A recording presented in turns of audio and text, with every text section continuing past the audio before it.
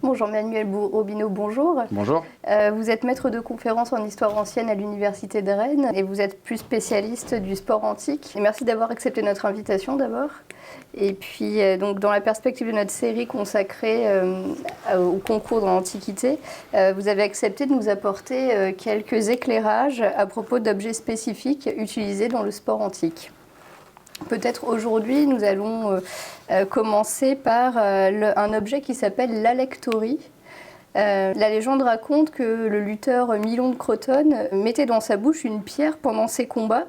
Vous pouvez nous expliquer un petit peu de quoi il s'agit peut-être ? Oui, l'alectorie c'est un gastrolithe, c'est-à-dire c'est une pierre qui était mangée par les gallinacés, les poules, les coqs, pour aider au broyage de l'alimentation et à la digestion des aliments. Et c'est une petite pierre, un caillou, auquel on prêtait un certain nombre de vertus, notamment la capacité à absorber l'eau et à lutter contre la soif. Et Milon de Crotone est passé à la postérité, entre autres choses, pour avoir pris l'habitude durant ses combats. Il était lutteur et durant ses combats de lutte, il avait dans la bouche en permanence cette petite pierre. D'accord. Et d'où provient le nom de cette pierre, alectorie ? Alors, le lapis alectorius, en fait, ça vient d'un terme grec qui désigne le coq pour une série de raisons. D'abord, parce que les coqs eux-mêmes consommaient ce type de pierre, on le trouvait dans leur gésier notamment, ou dans leur estomac le cas échéant, et puis parce qu'il y avait une série de qualités qui étaient associées au coq.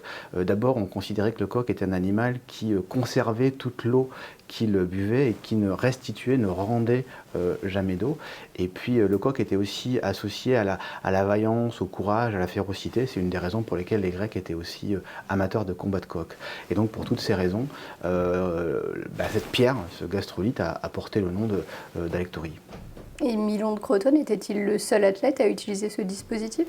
Alors il est le seul qu'on connaisse nominativement à l'avoir utilisé, mais par ailleurs les textes nous indiquent qu'il y avait toute une série de catégories d'individus dans le monde grec et dans le monde romain qui l'ont utilisé, les athlètes, les gladiateurs aussi, les soldats parfois et les auriges, les conducteurs de chars dans les courses hippiques. Et est-ce qu'aujourd'hui on peut dire que c'était vraiment, ça marchait ou pas ?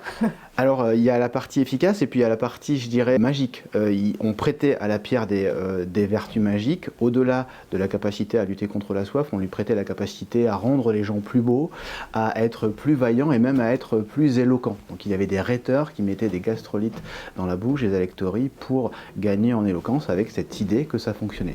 Donc là je dirais qu'on est dans la partie magique du phénomène, mais pour la partie efficace, c'est simplement probablement une pierre qui permettait de faire saliver les athlètes, et Milon en particulier, parce qu'il ne faut pas oublier que les épreuves sportives se déroulaient en journée, en extérieur, pendant l'été, souvent sous des chaleurs écrasantes, qu'elles n'avaient pas de durée de limite de temps, elles n'étaient pas limitées en temps, donc elles pouvaient durer parfois plusieurs heures, le cas échéant, et qu'il n'y avait pas de pause systématisée pour à la fois prendre un peu de repos et se réhydrater. Merci Jean-Manuel Robineau. Merci à vous.